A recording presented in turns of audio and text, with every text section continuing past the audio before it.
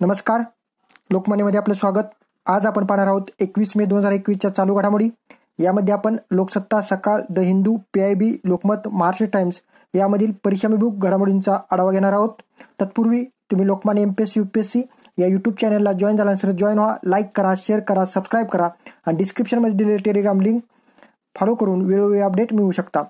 आपण UPSCसाठी foundation batch सुरू करत आहोत. ती मोफत असेल, जेणेकरून आत्ता करोना काळामध्ये जे आपल्या ग्रामीण भागामध्ये आहेत आणि त्यांना शहरामध्ये येऊन क्लास लावणं शक्य नाही, यांच्यासाठी आपण ऑनलाईन लेक्चर घेणार आहोत. ती मोफत बॅच असेल, जेणेकरून तुम्हाला UPSCचं सर्व माहिती त्यामध्ये दिली जाईल. यात नंतर आपण UPSCसाठी ऑप्शनल जे आहे वैकल्पिक विषय मराठी साहित्य या संदर्भात ही बॅच सुरू करत आहोत. याची माहिती टेलिग्रामवर दिलेली आहे. डिस्क्रिप्शनमध्ये जी लिंक दिलेली आहे ती फॉलो करून वेळोवेळी अपडेट मिळवत राहा. सुरू करूया 21 मे 2021च्या चालू घडामोडी. पहिली आहे, मुंबई हायकोर्टानं 10वीची परीक्षा हवीच असं सांगितलेलं आहे. महाराष्ट्र सरकारनं 10वीची परीक्षा रद्द केली होती, पण त्यांनी हायकोर्टामध्ये काही अपील केलं होतं. लोकांनी त्यांना त्या अपीलच्या बाबतीत मुंबई हायकोर्टानं असा आदेश दिला की 10वीची परीक्षा ही व्हायलाच हवी, कारण परीक्षेविना उत्तीर्ण केलं जाऊ नये. याचं कारण पण त्यांनी सांगितलेलं आहे की CBSE मंडळानं परीक्षा रद्द केली असली तर CBSE ज्या शाळा आहेत त्या शाळामध्ये 9वी पर्यंत मुलांचं नियमित अंतर्गत मूल्यांकन झालेलं असतं, त्यामुळे त्यांना 10वीची मार्क देणं सोपं होतं. पण आपल्या SSC मंडळाच्या विद्यार्थ्यांच्या बाबतीत तसं काही नाही, त्यामुळे तुलना होऊ शकत नाही. असे असताना परीक्षेविनाच विद्यार्थ्यांना उत्तीर्ण केलं जाऊ शकत नाही. त्यामुळे न्यायालयानं सांगितलं की तुम्हाला 10वीची परीक्षा घ्यावीच लागेल. त्यावेळेस न्यायालयाने एक सवाल विचारला, जर 14 लाख विद्यार्थी 12वीची परीक्षा देणार असतील तर 16 लाख विद्यार्थ्यांची 10वीची परीक्षा का नाही, हा त्यांनी राज्य सरकारला प्रश्न विचारला. त्यामुळे महाराष्ट्र बोर्ड आहे SSCचं, त्याबद्दल आता निर्णय परत होऊ शकतो की 10वीची परीक्षा घ्यायची का नाही, कारण हायकोर्टानं सांगितलेलं आहे. यानंतर दुसरी बातमी आहे, INS राजपूत निवृत्त झालेले. नौदलामध्ये 41 वर्षाच्या सेवेनंतर नौदलातील पहिली विनाशिका INS राजपूत निवृत्त झाली. भारतीय नौदलाची पहिली ही विनाशिका आहे INS राजपूत. 21 मे 2021 रोजी आता ती निवृत्त होणार आहे. म्हणजे आज ही कधी अंमलात आली आणि कधी भारतात आली होती, तर रशियामध्ये जे तत्कालीन सेवेत महासंघ होता तिथे ही तयार झाली होती. कासिन श्रेणीची विनाशक जहाजांपैकी ही आघाडी वाचणारी INS राजपूत होती. 4 मे 1980 रोजी ती भारतीय नौदलात दाखल झाली होती. हे सर्वात महत्त्वाचं आहे. UPSC MPSC आपल्याला सध्या संरक्षण आणि विज्ञान तंत्रज्ञानाबद्दल प्रश्न विचारत असते, त्यावेळेस तुम्हाला INS राजपूतबद्दलही प्रश्न विचारला जाऊ शकतो. आजच्या युक्रेनमधील निकोलाएव येथील 61 कमिडर्स जहाजबांधणी गोदीमध्ये INS राजपूतची निर्मिती झाली होती. या जहाजाचे मूळ नाव नाद्जेद्दी असे असून त्याचा अर्थ काय, तर आशा हा त्याचा अर्थ आहे. लक्षात असू द्या, रशियन त्या जहाजाचं मूळ रशियन नाव नाद्जेद्दी होतं आणि त्याचा अर्थ आशा हा अर्थ आहे त्याचा, आशा. आता INS राजपूत हे आहे ना, त्याच्यावर ब्रीदवाक्य काय होतं, राज करेगा राजपूत, म्हणजे राजपूत राज्य करेल, हे ब्रीदवाक्य होतं. तर INS राजपूतनं अनेक मोहिमामध्ये सुद्धा भाग घेतला होता. यामध्ये श्रीलंकेच्या किनाऱ्याजवळ सागरी भागात भारतीय शांतीसेनेला मदत करण्यासाठी ऑपरेशन अमन, मालदीव किनाऱ्याजवळ ओलीस धरलेल्या लोकांच्या सुटकेसाठी ऑपरेशन कॅक्टस राबवलं होतं आणि लक्षद्वीप जवळ समुद्री भागात केलेलं ऑपरेशन क्रोजनेस्ट या मोहिमेमध्ये ह्या INS राजपूतचा सहभाग होता. यासह आणखी द्विपक्षीय आणि आंतरराष्ट्रीय युद्ध सरावामध्ये जहाजानं भाग घेतला होता. आपण पाहतो नौदलाचे काही सराव असतात, त्या सरावामध्ये या युद्धनौका भाग घेत असतात. त्यामध्ये ह्या INS राजपूतनं पण भाग घेतला होता. सगळ्यात महत्त्वाचं हे आहे की भारतीय लष्कराच्या राजपूत रेजिमेंटशी हे जहाज संलग्न होते व अशा प्रकारे संलग्न होणार हे भारतीय नौदलातील पहिले जहाज होते. हे महत्त्वाचं आहे. एखाद्या रेजिमेंटची संलग्न असणार हे पहिलंच जहाज होतं. त्यामुळे INS राजपूतबद्दल माहिती आपल्याला पाहावी लागते. आणि PIB मध्ये सुद्धा ही माहिती आली होती, पेपरलाही न्यूज आली होती, त्यामुळे प्रश्न एक्सपेक्टेड असू शकतो. यानंतर म्युकरमायकोसिसला 7 रोग जाहीर करा असं केंद्रीय आरोग्य खात्यानं राज्यांना सांगितले. आता आपण पाहतो म्युकरमायकोसिस आलेला आहे, ब्लॅक फंगस आणि आता नवीन प्रमाणात व्हाईट फंगसद्वारे सुद्धा पांढऱ्या बुरशीचा आता प्रादुर्भाव दिसून येतोय. काळी बुरशी आणि पांढरी बुरशी हे दोन्ही आता म्युकरमायकोसिस आलेले आहेत. त्यामुळे केंद्रीय आरोग्य खाते आहे त्यांनी आता राज्यांना सूचना दिल्या आहेत की म्युकरमायकोसिसला 7 रोग जाहीर करा.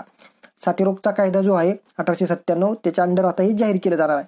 साथीरोग नियंत्रण कायदा 1897 मध्ये आपल्या करण्यात आला होता, ज्यावेळेस प्लेग निमोनिक आला होता आणि त्यामध्येच इंग्रजांच्या काळामध्ये हे साथीरोग कायदा आल्यानंतर त्या रोगाबद्दल ज्या काही सूचना असतील किंवा राज्य सरकारांना काही अधिकार देण्यात आले होते, त्यामुळेच केंद्रानं आरोग्य खाते आहे केंद्राचं, त्यांनी राज्यांना सांगितले की तुम्ही याला काय करा, साथरोग नियंत्रण कायद्याच्या अंडर जाहीर करा. आता याचा फायदा काय होईल, तर यामुळे काय होईल, जे आपण म्हणतो इसेन्शियल कम्युनिटीज ऍक्ट 1955 अंतर्गत, जसं आपण एखाद्या उत्पादन असतं किंवा एखादा कमोडिटी असते त्याला आपण त्याच्या मार्केटमध्ये भाव स्थिर राहावा यासाठी त्याच्यावर निर्बंध आणू शकतो. त्याच पद्धतीने साथरोग नियंत्रण जर जाहीर केला तर या अंतर्गत येणारे औषध असतील किंवा काय असतील याच्यावर आपण निर्यातीला किंवा विक्रीला जास्त महागाईच्या म्हणजे महाग विकले जातात ना, त्याला निर्बंध आणू शकतो. म्हणून हे साथरोग नियंत्रण कायद्यामध्ये आपण हे केलं तर याला मिळणारी मदत असेल किंवा विमा असेल हे सुद्धा मिळणं सुकर होतं. आता राज्यात 1,500 अधिक ह्या म्युकोरमायकोसिसचे रुग्ण आहेत, हे सर्वात महत्वाचं आहे. आता साथरोग अधिनियम 1897 आपण पाहू. साथरोग अधिनियम 1897 हा ब्युबोनिक प्लेगचा सामना करण्यासाठी प्रथम 1897 साली बनवला गेला होता. हा कायदा रोगाचा प्रसार नियंत्रण करण्यासाठी आवश्यक उपाययोजनांच्या अंमलबजावणीसाठी आवश्यक असणारी विशेष शक्ती शासनाला देते. हे महत्वाचं आहे की राज्याला भरपूर अधिकार प्राप्त होतात हा जर ऍक्ट लागू केला तर. साथीच्या आजारावर नियंत्रण ठेवण्यासाठी हा कायदा महत्वपूर्ण आहे. आता या कायद्यात swine flu, cholera, malaria, dengue यासारख्या विविध रोगाच्या नियंत्रणासाठी नियमित वापर केला जातो. आपण पाहिलं मागच्या वर्षी महाराष्ट्राने सुद्धा जो कोरोना आहे त्याचा या कायद्याअंतर्गत समावेश केला होता. 2018 मध्ये गुजरातमधील एका भागात कॉलेराचा प्रसार होऊ लागल्याने हा कायदा लागू करण्यात आला. 2015 मध्ये चंदीगडमध्ये डेंग्यू आणि मलेरियाच्या निगडीत जे होते रोग त्याच्याशी हे लागू करण्यात आला होता. 2009 साली पुण्यात स्वाईन फ्लूचा सामना करण्यासाठी याचा वापर करण्यात आला होता. मार्च 2020 पासून कोरोना व्हायरस रोगाचा प्रसार मर्यादित करण्यासाठी हा कायदा संपूर्ण भारतभर राबवला जात आहे. आणि आता कोरोनानंतर आता म्युकोरमायकोसिसला सुद्धा सांगण्यात आलेला आहे. कारण कोरोनानंतर जे सिम्पटम्स आढळले ते म्युकोरमायकोसिसचे आता रोग आपल्याला बुरशीजन्य आजार तो आता त्या ज्यांना कोरोना झाला होता, ज्यांना कोरोना झाल्यानंतर ज्यांनी स्टेरॉइड खाल्ल्यानंतर मधुमेह अशा रुग्णांमध्ये जास्त प्रमाणात आपल्याला हा म्युकोरमायकोसिस आजार आढळून येतोय. त्यामुळं आता त्याला जर साथरोग नियंत्रण कायद्यामध्ये अंतर्गत जाहीर केला तर लोकांना काही विमा असेल, त्याच्यावरचे उपचार असेल किंवा त्याची औषध असतील मिळणं आता सुकर होणार आहे. आता म्युकोरमायकोसिस नंतर परत पांढऱ्या बुरशीचा धोका आता निर्माण झालेला आहे. ब्लॅक फंगस नंतर आता देशात व्हाईट फंगस या संसर्गाचे रुग्ण आता आढळलेले आहेत. बिहारमध्ये याचे काही रुग्ण आढळलेले आहेत. फुफ्फुसाशिवाय अन्य अवयवांनाही बुरशीचा या संसर्ग होऊ शकतो. म्हणजे फुफ्फुसच फक्त नाही बाधित होणार म्युकोरमायकोसिसमुळे, तर अन्य अवयवही बाधित होतो. आपण पाहिलं सायनस असेल, नाक असेल, कान असेल, डोळे असेल, मेंदूपर्यंतही म्युकोरमायकोसिस रोग जातो आणि त्यामुळे रुग्ण दगावण्याची शक्यता असते. आपण पाहिलं डोळ्यावर जास्त प्रमाणात लाली येते, डोळे जाण्याची शक्यता असते. हे म्युकोरमायकोसिस सिम्पटम आहे. म्हणजे कोरोना भयंकर, त्याच्यामध्ये त्यानंतर परत एकदा म्युकोरमायकोसिस आता भयंकर बनत चाललेला आहे. याचं कारण असं आहे की ऑक्सिजन सिलेंडर हाताळताना बेजबाबदारपणा पांढऱ्या बुरशीच्या संसर्गात कारणीभूत ठरत आहे. हे महत्वाचं आहे. बेजबाबदारपणा जर आपण व्यवस्थित आपण पाहतो की इन्फेक्टेड आपण जर एखादं इन्स्ट्रुमेंट वापरलं असेल, मेडिकल डिव्हाइस वापरलं असेल तर त्यामुळं हे असं घडू शकतं. त्यामुळं कोणतेही मेडिकल डिव्हाइस असेल त्याला स्टेरिलायझेशन झालं पाहिजे. स्टेरिलायझेशन म्हणजे त्याचे विषाणू जीवाणू मारण्यासाठी आपण ते स्टराईल करतो. आणि स्टराईल असेल तरच ते आपल्याला कोणतंही बुरशीजन्य, विषाणूजन्य, जीवाणूजन्य असले विकार होणार नाहीत. हे पांढरे लक्षात ठेवा, पांढरी बुरशी आहे. आणि काल आपण पाहिली काळी बुरशी म्युकोरमायकोसिस आणि हा पांढऱ्या बुरशी. आता दोन ब्लॅक फंगस आणि व्हाईट फंगस दोन्ही आता आपण देशामध्ये आलेले आहेत. त्या कालच सांगितलेलं आहे की आता या बाबतीत आपल्याला काळजी घ्यावी लागणार आहे. यानंतर अंटार्क्टिकातून एक महाकाय हिमखंड आता तुटलेला आहे. हे कशामुळे झालं, अंटार्क्टिका आर्क्टिक महासागरामध्ये जे बर्फ आहे तो आता वितळायला लागलेला आहे. जागतिक तापमानावर आपण म्हणतो ना ग्लोबल क्लायमेट चेंज, ह्याचे एक परिणाम आहेत. हा महाकाय हिमखंडाला A76 असं नाव दिलेलं आहे. अंटार्क्टिकातील वेडेल समुद्रातील विशाल बर्फाच्या क्षेत्रातील एक महाकाय हिमखंड तुटून आता वेगळा होऊन तरंगत आहे. आता बर्फ जर वितळायला लागला तर समुद्राच्या पाण्याची पातळी सुद्धा वाढणार आहे. आणि ह्याचा आकार किती आहे माहिती आहे का, 4320 चौरस किमी. म्हणजेच नवी दिल्ली जी आहे, नवी दिल्ली त्याच्या 3 पट ह्याचा आकार आहे. विचार करा, जर एवढे मोठी जर हिमखंड तुटून जर वितळायला लागले तर समुद्राची पातळी किती जोरात वाढेल. समुद्राची पातळी वाढली तर कितीतरी शहरं पाण्याखाली जाऊ शकतात. मध्ये अहवाल आला होता, त्या अहवालामध्ये सांगितले की मुंबई, चेन्नई यासारखी शहरं आता पाण्याखाली जाण्याची शक्यता आहे जर समुद्राची पाण्याची पातळी वाढायला लागली. ही पातळी कशामुळे वाढू शकते, जर हिमनग जर वितळायला लागले तर काय होईल, तर समुद्राचे मध्ये पाण्याची पातळी वाढ होईल. पाण्याची पातळी वाढ झाली तर ह्या शहरांना धोका निर्माण होऊ शकतो. हे सर्वात महत्वाचं आहे. जागतिक तापमान वाढीमुळे सध्या आपण पाहतोय ग्लोबल क्लायमेट चेंज होतंय. यासाठी आपण कित्येक करार केले आहेत. क्योटो करार असेल, मॉनिटर प्रोटोकॉल असेल. हेच आहे की जागतिक तापमान वाढ होऊ नये. पण सध्या जागतिक तापमान होत आहे हे निदर्शनास येणारं अशी उदाहरणं आहेत. जसं अंटार्क्टिकातील एक महाकाय हिमखंड आता वितळायला लागलेला आहे आणि तो तुटलेला आहे. त्याला नाव दिलं आहे A76. UPSC MPSC प्रश्न विचारू शकते A76 काय आहे. तर A76 हे काय आहे, अंटार्क्टिकातील वेडे समुद्रातील विशाल बर्फाच्छादित तुकडा, विशाल जो बर्फाच्छादित तुकडा आहे तो हिमखंड आहे. त्याला आता ते काय म्हणलेलं आहे A76. आकार नवी दिल्लीच्या 3 पट 4320 चौकिमी. अंटार्क्टिका भोवती किती 1/3 हिमखंड आहे. एवढं तिथं बर्फ आहे. मग एवढं जर बर्फ जर तापमान वाढून वितळलं तर काय होऊ शकतं विचार करा. कारण जगातील जे 7 खंड आहेत त्या 7 खंड जे समुद्राने एकमेकाला जोडलेले आहेत, जसं पॅसिफिक महासागर असेल, हिंदी महासागर असेल, अंटार्क्टिका असेल, आर्क्टिक असेल, यामध्ये संपूर्ण जे जोडले गेलेलं आहे ते पाणी आणि जमीन यांना जोडलेलं आहे. पॅन्थाल्सा आणि पॅन्जिया हे लक्षात ठेवा. पॅन्थाल्सा आणि पॅन्जिया हे पृथ्वीचे 2 भाग आहेत, पॅन्थाल्सा आणि पॅन्जिया. यामध्ये परत 7 खंड आणि महासागर बनलेले आहेत. त्यामुळे भूगोलाच्या दृष्टीनं पाहायचं म्हणलं तर हे पॅन्थाल्सा पॅन्जिया यानुसार आपल्याला पाहावं लागतं. भारत हा गोंडवाना भूमीमध्ये आहे, त्यामध्ये लक्षात ठेवा. आता अंटार्क्टिका भोवती 1/3 काय आहे हिमखंड आहे. हिमखंड आता जर वितळायला लागले तर काय होईल, तर महाकाय तुकडे जे आहेत ते तुटून परत वितळायला लागले तर समुद्राच्या पाण्याच्या पातळीमध्ये वाढ होईल आणि प्रचंड पाणी समुद्रात आलं तर समुद्राच्या शेजारच्या शहरांना बुडण्याचा धोका निर्माण होऊ शकतो. असं म्हणलं जातं की मथुरा ही शहर असंच समुद्रामध्ये बुडलेलं आहे असं लोकांकडून म्हणलं जातं. हडप्पा ही संस्कृती ही सुद्धा मोठा पूर येऊ आल्यामुळेच गेलेली आहे असं काही जणांचं मत आहे. त्यामुळं आपण पाहतो कलियुगामध्येही असं घडू शकतं. कारण निसर्गाच्या विरोधात जाऊन आपण कोणती कृती केली तर पर्यावरण आपल्याला जर आपण पर्यावरणाची हानी करून जर काही विकास घडवत असो तर विकास नसून तो आपणच आपल्या पायावर कुऱ्हाड मारून घेतल्यासारखं आहे. याचं हे उदाहरण आहे. हे अंटार्क्टिकातून तुटलेला महाकाय हिमखंड बघा इथं दाखवले कशा पद्धतीने तुटत चाललेला आहे तो. याचं नाव काय आहे A76. कशा पद्धतीने ते झालेलं आहे, ते कुठं आहे, वेडल सी वेस्टर्न अंटार्क्टिकामध्ये तो आहे. त्यानंतर स्पॉटेड ब्रिटिश अंटार्क्टिका सर्वेने हे पाहिलेलं होतं. आणि आईसबर्ग जेव्हा ब्रेक होईल त्यावेळेस ते ग्लेशियर जे असते त्यामध्ये ओपन पाणी म्हणजे पाणी जर त्यामध्ये घुसलं तर ते आणखी प्रमाणात तिथं वितळण्याची शक्यता जास्त असते. हे लक्षात असू द्या. कुठला आहे A76 अंटार्क्टिकामध्ये. यानंतर आता आपण पाहणार आहोत हुंडाबळी कायद्याला 60 वर्ष पूर्ण झाले तरी हुंडा प्रथा थांबेना असं आलं होतं. कशामध्ये, लोकसत्तामध्ये लेख आला होता. राज्यात प्रतिवर्षी 200 विवाहितांचे बळी जातात. महिला अत्याचारावरील गुन्ह्यात 2018च्या तुलनेत 2019 मध्ये 4.52% वाढ झाली. 1 लाख महिलांच्या लोकसंख्येमागे गुन्ह्यांचे प्रमाण 63.06% आहे. अमरावती शहरात हेच प्रमाण 142.55% आहे.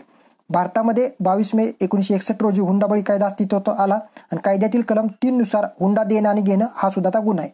हे महत्वाचं आहे.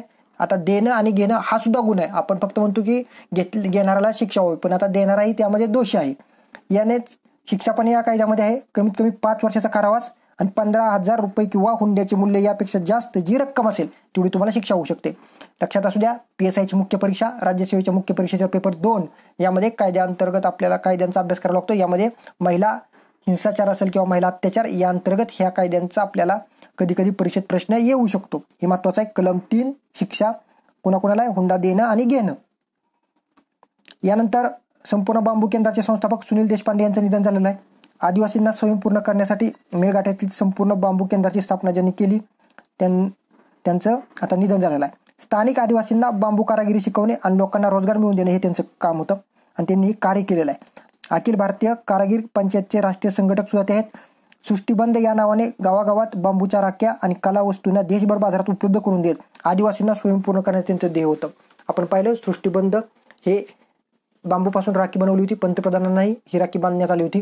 त्यामुळे काय झालं की बांबूचे जे आपण पाहतो की काही बांबूंचा आपण पाहतो की नॅचरल पद्धतीने जर वापर केला तर निसर्गाशी हानी होत नाही आणि बांबूपासून राखी बनवली तर ती राखी आपण अट्रॅक्टिव्ह करून लोकांना विकून त्यापासून आदिवासींना अर्थार्जनही होऊ शकतं.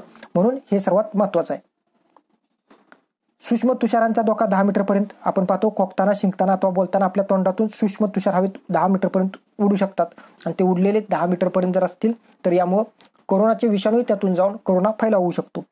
सूक्ष्म तुषार हेच विषाणूच्या प्रसाराचे प्रथम माध्यम आहे असं सांगण्यात आलेलं आहे. त्यामुळं तुम्ही जेव्हा शिंकत असाल तसं आपल्या बाहीचा कोपरा रुमाल किंवा टिश्यू पेपरचा वापर करा, असं आपल्या सार्वजनिक आरोग्य विभाग महाराष्ट्र शासनाने सांगितलं होतं. कारण कित्येक जण रुमालाचा सुद्धा वापर करत नाहीत, डायरेक्टली ते आपण शिंकताना किंवा खोकताना उडत असतं आणि त्यामुळे कोरोना जास्त प्रमाणात फायदा होऊ शकतो. यानंतरची बातमी आहे हिरवे बाजारच्या कोरोनामुक्तीची पंतप्रधानांनी दखल घेतलेली आहे. आपण पाहिलं हिरवे बाजार नगर जिल्ह्यामध्ये आहे. कोरोनामुक्तीचा हा प्रयोग पोपटराव पवार ज्यांना पद्मश्री भेटला ग्रामविकास चळवळीसाठी, त्यांच्या मार्गदर्शनाखाली 1316 ग्रामपंचायतीमध्ये हा आता प्रकल्प राबवला जातो. त्यांनी काय केलं, प्रत्येक घराचं मॉनिटरिंग केलं. यामध्ये ग्रामसेवक, नर्स असतील, आशा असतील, ज्यांनी जिथं कोरोना झाला त्या घराला व्यवस्थित पद्धतीनं कोरोनामुक्तीसाठी ट्रीटमेंट दिली आणि गाव मुक्तच करून टाकलं. म्हणजे एक गाव जर कोरोनामुक्त झाले अशा प्रत्येक व्यक्तीने जर संकल्प घेतला तर प्रत्येक गावातून कोरोना जर हटला तर कोरोनामुक्त भारत व्हायला वेळ लागणार नाही. याची दखल पंतप्रधानांनी घेतली. काल पंतप्रधानांनी ज्यावेळी जिल्हाधिकाऱ्यांची बैठक घेतली तेव्हा नगरचे जिल्हाधिकारी डॉक्टर राजेंद्र भोसले यांनी या उपायांची माहिती पंतप्रधानांना दिली आणि त्यांनी याची दखल पण घेतली आणि त्यांनी सांगितले की आता गावमुक्तीचा आपण कोरोनामुक्तीचा ध्यास घेतला पाहिजे. यानंतर आर्टिक रिजनबद्दल बातमी होती.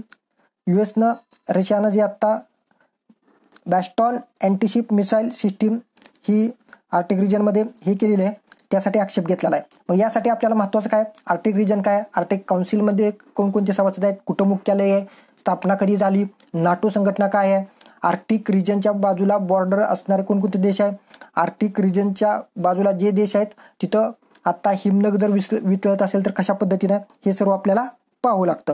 त्यामुळे रशिया असेल, आइसलँड असेल, कॅनडा, फिनलँड असेल, नॉर्वे असेल, स्वीडन असेल, या देशांनी आक्षेप घेतला असेल तर आर्टिक काउन्सिलमध्ये कशा पद्धतीने त्याच्यावर चर्चा करू शकते आणि त्याची स्थापना कधी झाली, मुख्यालय कुठं, हे परीक्षेला येऊ शकतं. MPSC मुख्य परीक्षा पेपर 2 आणि आंतरराष्ट्रीय संघटना जिथं जिथं असतील तिथं ही बातमी महत्त्वाची ठरू शकते. UPSC आणि MPSC साठी दोन्ही यावर प्रश्न येऊ शकतात. यानंतर वेबेरियन ब्युरोक्रसी महत्त्वाचा आहे. आत्ताच MPSC मुख्यचा परीक्षेचा जो सिलेबस बदलण्यात आला त्यामध्ये पेपर 2 मध्ये आपल्या लोक प्रशासनमध्ये हा पॉईंट आहे, वेबेरियन ब्युरोक्रसी. तर वेबेरियन ब्युरोक्रसी बद्दल पाहावं लागतं. त्याच संदर्भात इथं वेबेरियन ब्युरोक्रसीचे काही लूपहोल्स म्हणजे त्रुटी इथं दाखवण्यात आलेल्या आहेत. त्याच संबंधीनं त्यांनी सांगितलं की कोलॅबोरेटिव्ह गव्हर्नन्स असावं.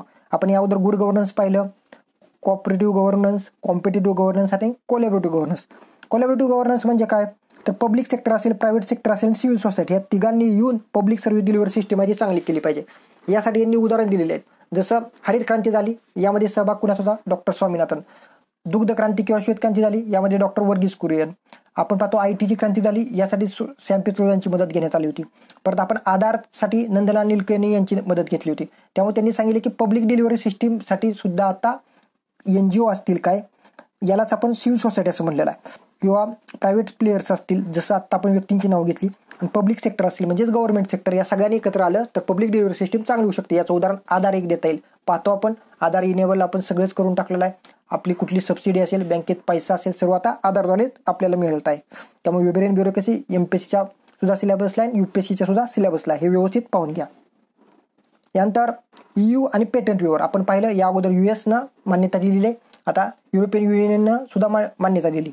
काय होतं तर WTO मध्ये ट्रिप्स आहे, ट्रिप्सचे काही कलम आहेत, त्या कलमांतर्गत पेटंट आहे आणि ह्या पेटंटचं व्यवहार केलं पाहिजे. पेटंटमध्ये थोडीफार अशी मुक्तता केली पाहिजे की जेणेकरून विकसनशील राष्ट्र आणि भारत यामध्ये लस मिळण्यासाठी सुकर होईल. सध्या पाहतोय लसीचा तुटवडा आहे. विकसित देशांनी लसीकरण पूर्ण केलं, जसं अमेरिका, इस्रायल असेल, यांनी लसीकरण पूर्ण करून तिथं आता मास्क बंदी पण झालेली आहे. पण भारत असेल, आफ्रिकन देश असेल, तिथं अजून लसींचा तुटवडा जाणवत आहे. अशा वेळेस काय करायला पाहिजे तर काही कंपन्यांनी पुढे येऊन त्यांना आपण या पेटंटच्या बदल्यात काही प्रमाणात त्यांना आर्थिक हे पण देण्यात येईल. पण त्यांनी जर इतर कंपन्यांना ही लस बनवण्याची परमिशन दिली तर लसीचा पुरवठा वाढवून लसीकरण हे वेगानं होऊ शकतं. म्हणून आता युरोपियन युनियनचे जे मुख्य देश आहेत, जर्मनी आणि फ्रान्स, यांनी पण सांगितले की कंपन्यांना आता पुढे यावं लागेल आणि त्यांना पण आपण रिवॉर्ड देऊ. जे काय तुमची ठरलेलं असेल त्या पद्धतीनं आपण त्यांना आर्थिक त्या कंपनीच्या मोबदला सुद्धा देऊ शकतो. त्यामुळं आता पेटंट व्यवहार होण्यास आता हरकत नाही. डिसेंबरमध्ये बैठक आहे WTOची, त्यामध्ये भरपूर पेटंटच्या बाबतीत असेल काय असतील हे करार होऊ शकतात. ॲग्रिकल्चर ऑन ॲग्रिकल्चर सुद्धा हा करार तिथं आहे, तो पण होऊ शकतो. थँक्यू. अशा पद्धतीनं आज आपण चालू घडामोडी पाहिल्या. याचबरोबर लोकमान्य MPSC UPSCनं मोफत UPSCची फाउंडेशन बॅच आणि UPSCचा ऑप्शनल सब्जेक्ट म्हणजेच वैकल्पिक विषय मराठी साहित्य याची बॅच सुरुवात करणार आहे. तर तुम्ही आमच्या टेलिग्राम चॅनलवर जॉईन व्हा. तुम्हाला तिथं वेगवेगळी माहिती भेटेल. डिस्क्रिप्शनमध्ये ते टेलिग्राम लिंक दिली की जॉईन व्हा, जेणेकरून तुम्हाला जे जे महत्त्वाचे लेक्चर्स असतील, काही फ्री बॅच आम्ही ठेवणार आहोत, त्या संदर्भातही तुम्हाला माहिती भेटेल. तुम्ही याचा माहिती सर्वांपर्यंत पोहोचवा, जेणेकरून सर्वांना याचा लाभ होईल. Thank you very much.